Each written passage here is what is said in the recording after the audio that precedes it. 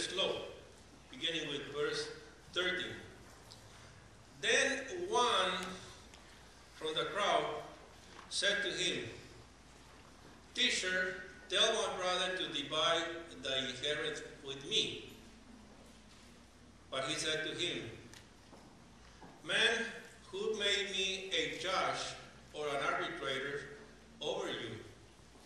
Isn't it true that sometimes as Christian leaders or Christian workers, some people come to us with issues that really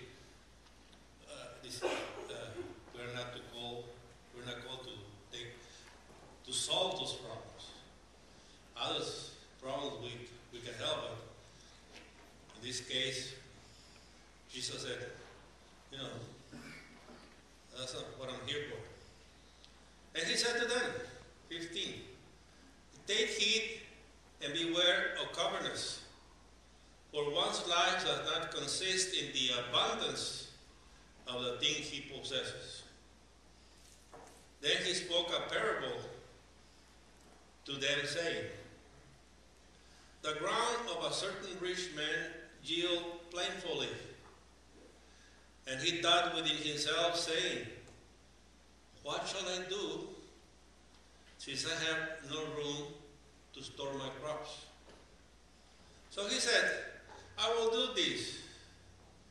I will put down my barns and build greater, and there I will store all my crops and my goods. And I will say to my soul," listen, "Soul, you have many goods laid up for many years. Take your ease, eat, drink, and be merry." But God said to him, "Fool, this night your soul will be required of you. Then whose will be those things be which you have provided? So is he who lays up treasures for himself and is not rich toward God."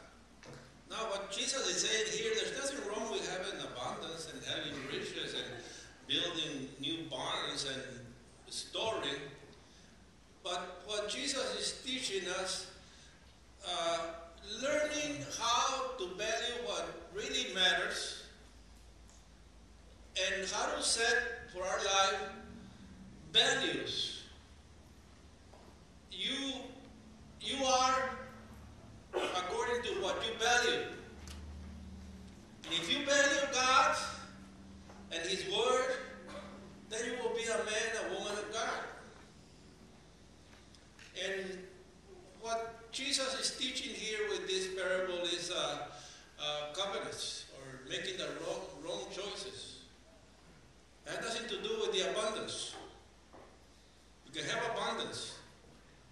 And it says very clearly right here, "So is he who lays up treasures for himself. Because he says, be happy, you have many goods, take ease, drink, and be merry.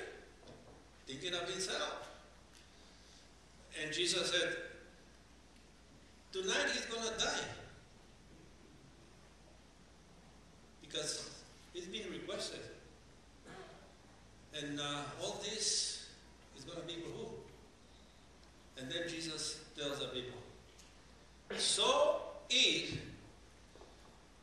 who lays up treasures for himself and is not towards God." Rich is not rich towards God. And listen, this morning as we brought our missionary offering, and this is an investment in the kingdom of God. And I don't think anyone up here gave an offering to missions because you have so much money left over. Right? How many of you have money left over? God bless you, God bless you, God bless you, bless your heart. We don't have money left over. We live our life in a budget.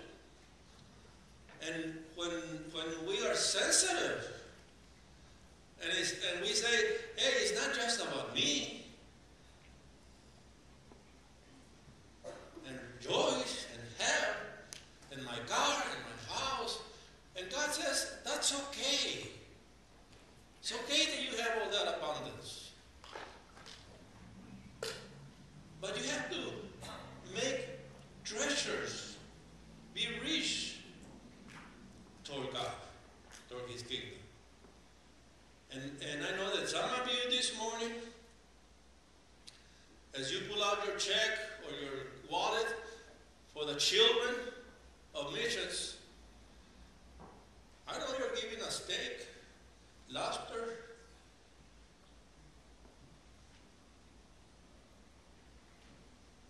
a night in the theater. We're giving something up because we feel that it's not just about me, but about God and His kingdom. Because some people say, well, yes, I will help missions once I pay all my bills. I'll give something for the kingdom once I pay all my bills. It's never going to happen as long as you don't trust God. And what he's saying is this. There's nothing wrong with this man having all these and prosperity and blessing that came, but he was just thinking he was coveting for himself.